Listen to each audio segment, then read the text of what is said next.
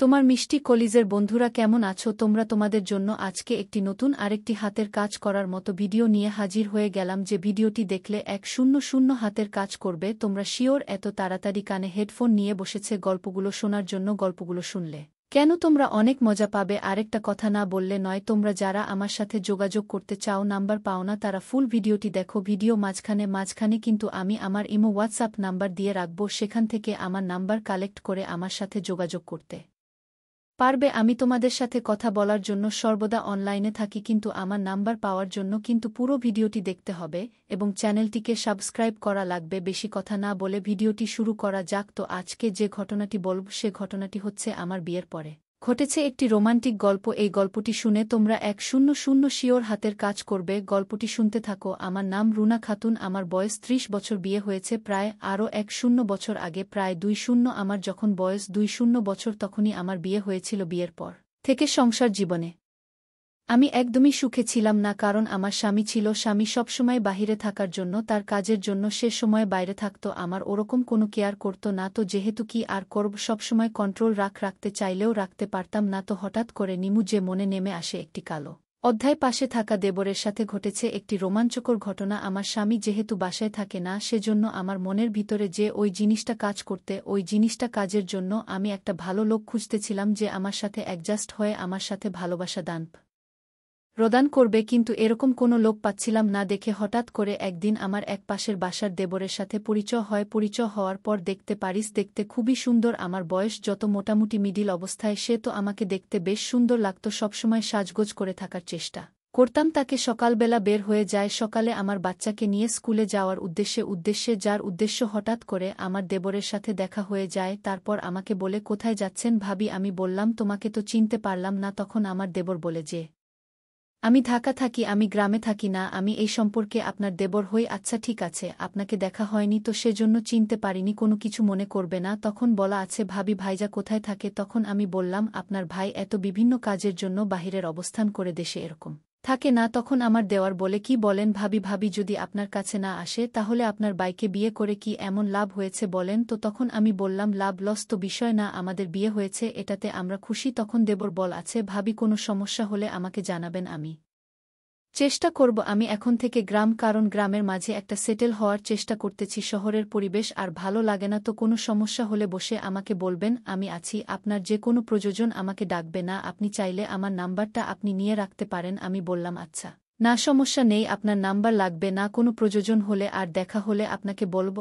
আমি তাকে স্কুলে যাও, আমার মেয়েকে স্কুলে যাওয়ার উদ্দেশ্য নিয়ে রওনা হয়ে যায়। স্কুলে যাওয়ার পর আমি বাহিরে বসে মোবাইল ফোনটিতে ছিলাম। হঠাৎ করে দেখি যে সেখান দিয়েও যাওয়ার ওখান দিয়ে আমাকে হঠাৎ করে দেখে দেখা ফেলার পর আমাকে স্কুলে এসেছি। তখন বলে, আপনার মেয়ের স্কুল ছুটি হবে কখন? তখন আমি বললাম যে মেয়ের স্কুল ছুটি হবে আর 1 ঘন্টা পরে। তখন আমাকে বলে, ভাবি এখানে বসে না থেকে চলুন আমরা হালকা নাস্তা করে আসি, আর আমার সাথে গেলে তো আপনাকে কেউ এরকম মাইন্ড করবে না, আমি তো আপনার সম্পর্কে দেবরই হই, দেবরের সাথে একটু ঘুরতেই পারেন। তো আমি বললাম, আচ্ছা ঠিক আছে চলেন তাহলে। এরকম সময় কাটানো হয় না আপনার বাইরে, যেহেতু বাসায় থাকে না সেজন্য আমি তার সাথে বাহিরে যাওয়ার জন্য বের হয়ে যাই যে তোমার মেয়ের স্কুল ছুটি হবে আরও 1 ঘন্টা পরে। ভাবলাম 1 ঘন্টা সময় বাহিরে কাটিয়ে আসি, কারণ বাহিরের সময় কাটাতে বসে আমার ভালো লাগে, কিন্তু এরকম সময় আমার হয় না, যেতে সময় হয় না। যেহেতু আজকে সে আমাকে নিয়ে ঘুরতে চেয়েছে, তা আমি তার কথা না রেখে না পেরে আমি তার সাথে চলে যাই। সে আমাকে একটা রেস্টুরেন্টে নিয়ে যায়, নিয়ে গিয়ে আমাকে বলতে লাগে, ভাবি আপনার যেটা মনে চায় সেটা খেতে থাকেন, কোনো বাধা নেই। এখানে হোটেলে যে লোক আছে, লোক আমার বন্ধু, আমার বন্ধুরই হোটেল ধরতে পারেন আপনি, তো আপনার যেটা মন চায়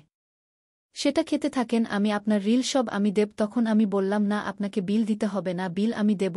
আপনি যেহেতু আমাকে ঘুরতে নিয়ে এসেছেন সেটাতে আমি অনেক খুশি, আমাকে খাওয়াতে হবে না, আপনি যা খাবেন আপনি খান, আমি আপনার বিএফ দিয়ে দিব। তখন তো আবার বললা থেকে, না এটা তো হতে পারে না, আপনি আমার একমাত্র ভাবিকে নিয়ে আমি যত ঘুরতে এসেছি ভাবির সম্পূর্ণ খরচ আজকে আমার। আমি বললাম, আচ্ছা ঠিক আছে, আপনি যেটা ভালো মনে করেন সেটাই করেন। খাওয়া দাওয়া শেষ করার পরে সে আমাকে বল, আপনি এখানে একটু ওয়েট কর, আমি একটু বাইরে থেকে 2 মিনিট আসতেছি, আমার মেয়ের স্কুল ছুটি হতে আর মাত্র 2 মিনিট বাকি আছে। আমি তাকে বললাম একটু দ্রুত আসবে, আমার মেয়ের স্কুল খুব দ্রুত সময়ের ভিতরে ছুটি হয়ে যাবে। সে যদি আমাকে ওখানে দেখতে না পায় তাহলে তার আব্বুর কাছে বিচার দিয়ে দিবে যে আমাকে রেখে বাহিরে ঘুরতে চলে যায় তো আপনি দ্রুত আসবেন, আমি আর মেয়েকে নিয়ে আমি আমার বাসায় চলে যাব, অন্য আরেক দিন না হয় আপনার সাথে সময় দিব, তখন যেমন আছে ঠিক আছে, আমি খুব অল্প সময় ভিটে চলে আসবে, আপনি একটু জাস্ট এখানে ওয়েট করেন, আমি একটু ওয়াশরুমে যাব, ওয়াশরুম থেকেই আপনার ওখানে আশা করব। তো আমি তার কথামতো বসে থাকি, ওখানে এমন একটা জায়গায় নিয়ে এসেছিল যে জায়গাটা আমি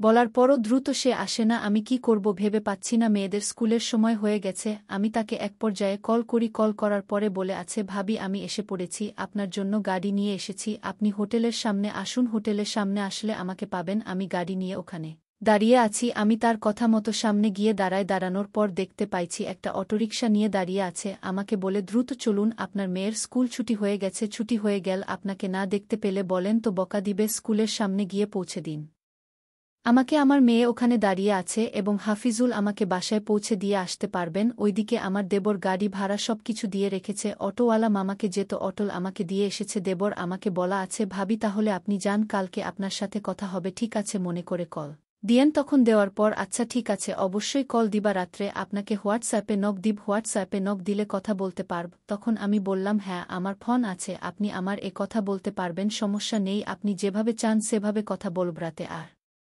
আমার মেয়ে ঘুমাতে ঘুমাতে অনেক রাত করে ফেলে, যার জন্য আমি যখন ফ্রি হব তখন আপনাকে কল দিব, আপনি আমাকে মেসেজ করবেন, সমস্যা নেই, তখন আমার দেবর বলে আছে ঠিক আছে ভাবি আজকে রাতে একটু আমাকে ভালোবাসা দিয়েন, তো আমি বললাম ভালোবাসা দিব মানে আমি আপনাকে কেমনে ভালোবাসা দিব, এখন দেওয়ার বেলাতে ভাবির কাছ থেকে কি দেবররা ভালোবাসা পায় না, ভাবির কাছ থেকে তো জেবরা প্রকৃত ভালোবাসা পেয়ে থাকে, আমি বললাম আপনি কোনো ভালোবাসার কথা বলতেছেন সেটা আমি ক্লিয়ারলি ভাবে বুঝতে পারতেছি না, হাফিজুর কথাবার্তাগুলো একটু ক্লিয়ার করে বলেন তাহলে আমার বোঝার সম্ভব হবে, আপনি এরকমভাবে কথা বললে আমি কোনো কিছু বুঝতে পারি না, যার জন্য আমি সঠিক উত্তরটা দিতে পারি না, তখন আমার দেবর বলে আচ্ছা ঠিক আছে আমি সব কিছু ক্লিয়ার করে বলার চেষ্টা করব, তখন দেবরের কে বডিয়া আছে, ঠিক আছে তাহলে এখন বলত আমার কাছে কি তোমার কি চাও, তখন দেও আবার বলে যে আপনার কাছে আমার চাওয়া একটাই, আপনি যে সুন্দর, আপনাকে আমার কে যদি আমি বিয়ে করতে পারতাম তাহলে আমার খুব জীবনের ইচ্ছা পূরণ হয়ে যেত, আপনার যেহেতু বিয়ে হয়ে গেছে সে তো আর কি করার, আপনাকে কিছু লাগে দেখতে পেতাম তাহলে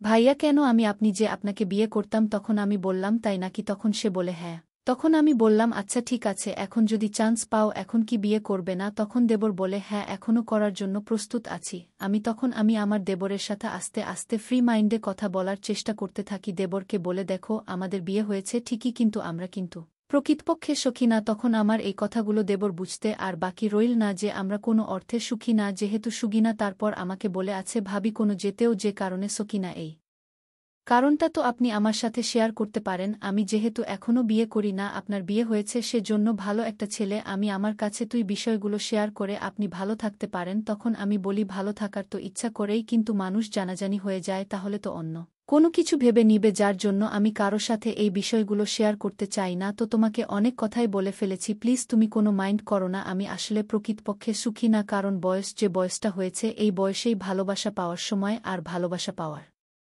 সময় যদি ভালোবাসা না পাওয়া যায় তাহলেই জীবনে কোনো সুখ বলতে কোনো অপশন থাকে না, তো আমিও একটা অসুখী মানুষ, আমি আর জীবনে কোনো সুখ বলতে কোনো অপশন নেই, যাকে বিয়ে করেছি সে শুধুমাত্র টাকা চিনে, টাকা ছাড়া অন্য কোনো কিছুর দিকে সে মনোযোগী দিতে পারে না, তখন আমার দেবর বলতে থাকে জি ভাই অবশ্যই এটা আপনার সাথে খারাপ কাজ করতেছে, সে আপনার মতো সুন্দর একটা বুকে রেখে বাহিরে এতদিন সময় কেমনে সেটা আমার বুঝে আসে না, আমি চেষ্টা করব ভাইয়ের সাথে আপনাকে যোগাযোগ করিয়ে দেওয়ার জন্য, তো আমি বললাম আচ্ছা ঠিক আছে তুমি যোগাযোগ করিয়ে দিতে পারো সমস্যা নাই, সে এগুলা বিষয় হয়তো শুনলে অনেক রাগারাগি করবে, তুমি এগুলা বিষয় বলো না প্লিজ, আমি তার সাথে কথা বলিনি, ও পার্সোনালি ভাবে কথা বলা নিয়ে বসে জন্য আমি বলি আচ্ছা ঠিক আছে আজকের মতো ঘুমাও তাহলে কালকে কথা হবে, কালকে যখন আবার সকালবেলা স্কুলের উদ্দেশ্যে বের হয়ে যায়, স্কুলের উদ্দেশ্যে বের হয়ে যাওয়ার পর তার সাথে আবার দেখা হয়ে যাওয়ার পরে বলে ভাবি কালকে রাতে তোমাকে ভালোবাসা যেটুকু দিয়েছেন আমার অবস্থা তো অন্যরকম হয়ে গেছে, আমার মনের মাঝে শুধু আপনাকেই